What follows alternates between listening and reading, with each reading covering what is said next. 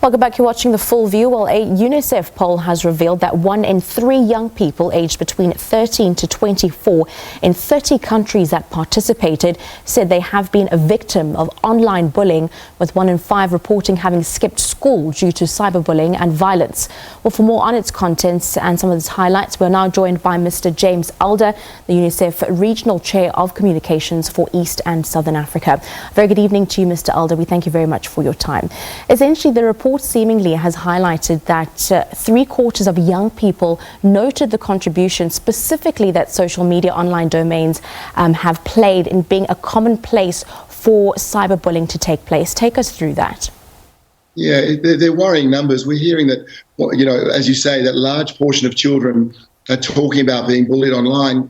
Quite simply, it means that bullies these days have received a megaphone. Previously, this odious thing of bullying kids was at least restricted to a schoolyard or a classroom, but the home, that real special place, the home was safe. But in today's hyper-interconnected world, where things can go viral in a couple of seconds, that's no longer the case. So, there's that wonderful saying of sticks and stones may break my bones, but words will never hurt me. Unfortunately, that's not the case anymore. And we're seeing, real damage being done to our youngest citizens, given that they obviously love this technology and these social media platforms. Now, with this, the way in which the poll was conducted, it was done through online, where participants, I believe over 170,000 young participants from over 30 countries participated. They were also given the opportunity to give in what are some of their main concerns that have come forth in this. What were those? Yeah, you're absolutely right. It was a very broad survey, literally going from France to Zimbabwe. And I think their main ones were, as you said, the numbers. It was also that a lot of children, I think 1 in 5, are actually skipping school because of online bullying. They felt enough wasn't being done, and they made very good points about things that can be done. So there was a real sense for them that it's an issue that's affecting them every day, that it's affecting their friends. And there's a point to the survey as well where you get a sense of, what does online bullying mean? Everyone's being bullied, but when it's happening 24/7 and when there's such a risk that so many people can see it, the damage to kids can be physical. They don't sleep, they get stomach aches, they get headaches. It can be to relationships. They just feel so unsure with other people. And of course, if kids are skipping school or feeling sick, it's academic. It is hurting their studies. So this range of things came out. In essence, social media companies and the internet, let's be honest, they are very interesting, and they're creating opportunities and parts of creativity that kids' parents, people my age, wouldn't have imagined 20 years ago. But they're also doing experiments in real time to our children, and no one really knows the outcome. So there's a real time now for social media networks need to put in place very clear ethical guidelines. They need to spend more money in training teachers and parents. They need to help with things like child support lines. South Africa Child Line is one of the best, but many countries don't have them. So there's lots that they can do and kids and parents can do. And I think the young people themselves were very clear that more needs to be done. Yeah. In speaking of this, victimization, fear, calls for help, falling on deaf ears and lack of evidence are sometimes the words and the phrases that actually stigmatize coming forward about being bullied, and of course in this case being cyberbullied, and then following that the lack of accountability. What other urgent areas of recourse that has been suggested? I think the good news is that there are things that kids and parents can do. Firstly, parents, the most obvious thing is the more time parents spend with their kids, well, A, the more likely children will be to come with them for problems. That's just a more open relationship. And of course, B, it means that parents will know their behaviour, and they'll know that, if something looks a bit awry, maybe they need to talk to their child, maybe something's going on. So it's important that parents have that relationship. It's important if they find out there is online bullying that they need to go slowly and thoughtfully rather than rush in. Too often parents obviously want to fix these problems. No one wants to see their daughter or son bullied, but often they're being marginalised or they're being excluded. And if a parent rushes in, it can just exacerbate that. So there's things parents can do, and that's also to listen to your child. Try and empower them again. If they're brave enough to come to you, then listen to them. And then kids have a big role.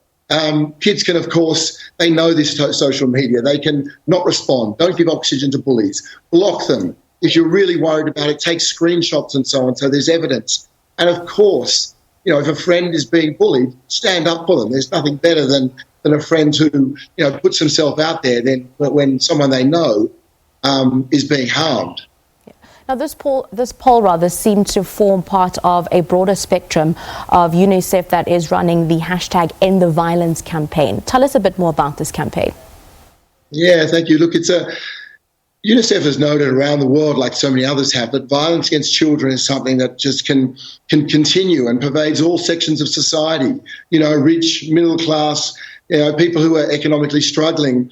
But irrespective of where it is, the damage done.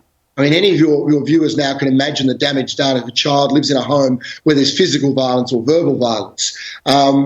That element of principle is so clear, but also in practice we know that in societies where there's high levels of violence against children, you are literally damaging your greatest resource.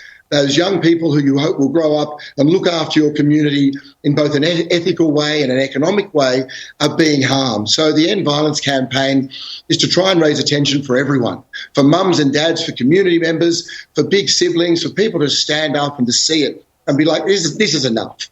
Yeah. We are far too advanced, and our children are far too precious to see this type of violence, be it in real time or be it online. And unfortunately, as we say, the online bullying is something that just wasn't there. And now it is, and children, therefore, if you're subjected to bullying, you can't get away.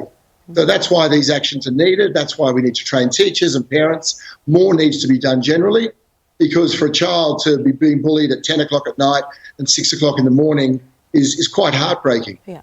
Now, Mr. Alder, just very briefly, of course, this information was collected via UReport, which I believe is said to be some sort of a free social messaging tool that actually allows anyone from anywhere in the world to come up and speak about the issues that they care about. In having a look at this, anybody that's watching that would actually want to get involved, that would want to contribute, how does one do so? Yeah, it's a great question. Well, at the moment, UReport is only in certain countries. It's very new. Well, it's 10 years old. It's a UNICEF initiative, and it's exactly that. It really is about, we always talk about giving a voice to young people. That's what UReport does. If you're in a community and suddenly you realise there's something going on that looks like crime, or that, a bridge is broken, or you want to report something, or in this case, you want to speak out about online bullying or things that matter to you, quality of education, climate, that's what it's for. But it isn't everywhere yet. It is being rolled out. Some countries like Uganda, it's really, north to south, east to west.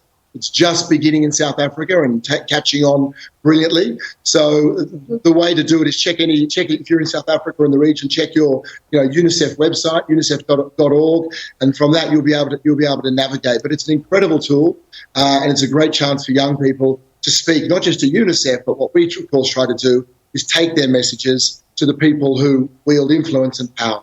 Certainly. We thank you very much for your time this evening, Mr. James Alder, a UNICEF Regional Chief of Communications East and Southern Africa, on a UNICEF cyberbullying poll affecting 1/3, of course, of over 170,000 youth participants coming forward and expressing their views in terms of the poll that was conducted and how they've been affected through cyberbullying.